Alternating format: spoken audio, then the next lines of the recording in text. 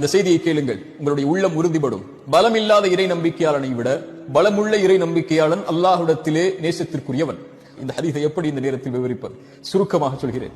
பலமில்லாத வாழ்வில் ஏதாவது சோதனைகள், சிரமங்கள், கஷ்டங்கள், பிரச்சனைகள், தொழிலில் தோல்வி, செல்வத்தில் தோல்வி, அல்லது அவன் விரும்பிய பெண்ணை திருமணம் முடிக்கவில்லை, அல்லது விரும்பிய ஒரு மணமகனை திருமணம் முடிக்கவில்லை, அல்லது நோய், அல்லது இழப்புகள், அல்லது உயிரிழப்புகள், இப்படி வாழ்வில் எது நடந்தாலும், அல்லது கல்வியில் தோற்றாலும், ஒரு விளையாட்டில் தோற்றால் கூட இன்றைய காலத்தில் பலரை பார்க்கிறோம், இருளில் உட்கார்ந்து கொண்டு அழுது கொண்டு, ஐயோ இப்படி நடந்து விட்டது, எப்படி வெளியேறப் போகிறேன், எப்படி வாழப் போகிறேன், எதற்கு எனக்கு இந்த உலக வாழ்க்கை என்று புலம்பிக் கொண்டு கண்ணீர் மலையில் மூழ்கிக் கொண்டு, இன்னும் பலர் கோழைகளாக மாறி உயிரையே மாய்த்துக் கொள்ளக்கூடிய மனிதர்கள் வாழக்கூடிய இந்த உலகில் எது நடந்தாலும், எதை வாழ்வில் சந்தித்தாலும், எந்த இழப்புகளை, தோல்விகளை வாழ்வில் கொண்டாலும், தங்களுடைய சிந்தனையாலும், உடலாலும், மனதாலும், எண்ணத்தாலும், செயலாலும் உறுதியோடு முன்னேறக்கூடிய இறை நம்பிக்கையாளர்களை அல்லாஹ் நேசிக்கிறார்.